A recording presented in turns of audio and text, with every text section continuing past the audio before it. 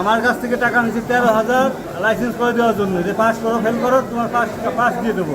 হ্যাঁ, আমার এ পর্যন্ত লাইসেন্স দেওয়ার পর্যন্ত টাকা নিচ্ছে 13,000, আমার এ পর্যন্ত লাইসেন্স দেয় নাই। টাকা নিচ্ছে মোস্তফা আজকে এইটাতে বসে, উনি সরকারি কর্মকর্তা। আচ্ছা আচ্ছা, উনি আজকে অফিসে আসে নাই। 1 কোটি বার ফোন দিচ্ছি আমরা, প্রায় 25 জন 30 জন লোক ওনাকে ফোন দিচ্ছি, একটা ফোন রিসিভ করে নাই। এখন লাইসেন্স পানি পরীক্ষায় দেয়নি, আজকে পর্যন্ত ফেল করে দিচ্ছে। মোস্তফা নামে একজন আছে, এই অফিসে বসে, ওনার কাছে আসছিলাম লাইসেন্স করার জন্য। তো আমার লাইসেন্স ছিল, এটা আবার নবায়ন করার জন্য আসছিলাম আমি। তো উনি আমারও বলছিল যে 12,800 টাকা খরচ হবে, তোমার একবারে হেভি করে দেওয়া যাবে লাইসেন্স। পরে আমি ওনার কথা মেনে নিয়ে ঠিক আছে, পরে কাগজপাতি দিয়ে গেছি। উনি আমার থেকে 2,000 টাকা নিছি। নেওয়ার পরে এই গেছে মাসের ফেব্রুয়ারি মাসের একটা ডেট দিছিল আমার, ওই ডেটে আমি ফিঙ্গার দিয়ে গেছি। ওই সময় 4,000 টাকা দিয়ে গেছি ওনারে। আর এখন ফোন দিলে উনি ফোনও ধরে না। সকাল 8টায় এসে আমি বসে রয়েছি, আমার পরশু দিন ফোন দিয়ে খালি বলছে তোমার আজকে ফিঙ্গার আছে। এখন সকাল 8টায় এসে বসে রয়েছি, উনি ফোন ধরে না। রাজবাড়ী বিআরটি এর ড্রাইভিং লাইসেন্স পেতে ভোগান্তি ও ব্যাপক অনিয়মের অভিযোগের প্রেক্ষিতে প্রধান কার্যালয় এনফোর্সমেন্ট ইউনিট কর্তৃক নির্দেশিত হয়ে আমরা ফরিদপুর জেলা কার্যালয় থেকে এনফোর্সমেন্ট টিম এখানে অভিযান পরিচালনা করছি।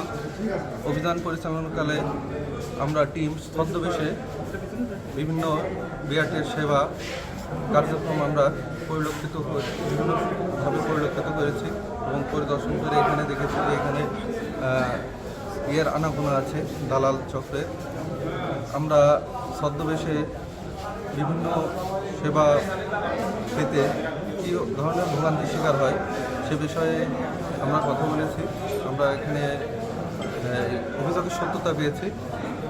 আমরা অভিযানকালে 4 জন দালালকে আমরা গ্রেপ্তার করতে সক্ষম হয়েছি। আশিক খান নামে একজন, এনার কাছ থেকে আমরা 33,100 টাকা বিভিন্ন পরীক্ষার্থীর নিকট থেকে গ্রহণ করেছেন এবং উনি নিয়েছেন, তার কাছ থেকে এই পরিমাণ টাকা আমরা উদ্ধার করেছি।